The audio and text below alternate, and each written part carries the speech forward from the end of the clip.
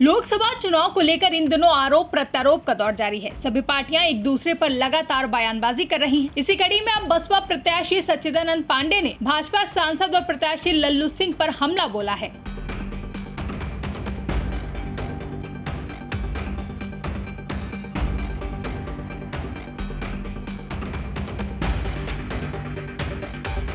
लोकसभा चुनाव की सियासी बिसात बिछ चुकी है। सभी पार्टियां एक्शन मोड में हैं और एक दूसरे पर लगातार हमलावर हैं। इस बीच बसपा प्रत्याशी सच्चिदानंद पांडे ने भाजपा प्रत्याशी लल्लू सिंह पर विवादित बयान देते हुए कहा कि जैसा नाम वैसा काम। वो इतने दिनों से सांसद है, उनको इस बात की समझ नहीं है कि संविधान बदला जा सकता है या संशोधन हो सकता है। देखिए, भाजपा सांसद लल्लू सिंह की जी जो है, अब मैं यही बोलना चाहूँगा कि जैसा नाम वैसा काम, ठीक है। और दूसरी बात क्या है कि वो इतने दिनों से, इतने सालों से वो विधायक, मंत्री और सांसद हैं। अगर उनको इस बात की समझ नहीं है कि संविधान बदला जा सकता है या संविधान में संशोधन हो सकता है, तो आप समझ सकते हैं कि ऊपर जो लोग बैठे हैं वो सिर्फ जुमलेबाजी करते हैं। उनको ग्राउंड रियलिटी, उनको डेटा कुछ भी नहीं मालूम है।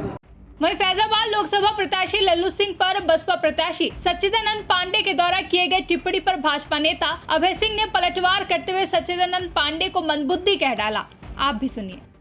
वो मंदबुद्धि उनकी हो गई है। बहुजन समाज पार्टी की सरकार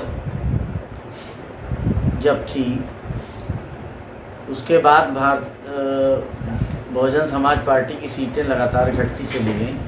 आज बहुजन समाज पार्टी का कोई नामो निशान नहीं रह गया उत्तर प्रदेश में। और रही बात प्रत्याशी की, तो प्रत्याशी तो पूर्व में पहले भारतीय जनता पार्टी के एक कार्यकर्ता थे।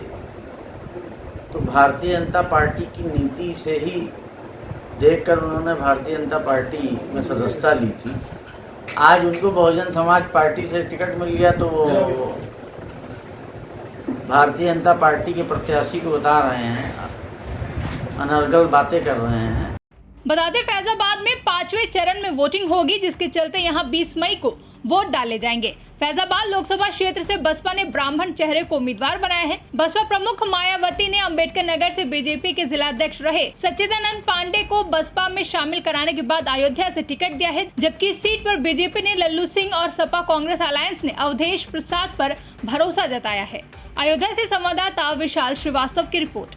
फिलहाल के लिए इस खबर में बस इतना ही। देश और दुनिया की ऐसी तमाम बड़ी खबरों के लिए हमारे YouTube चैनल को सब्सक्राइब करें और बने रहें इंडिया पब्लिक खबर के साथ।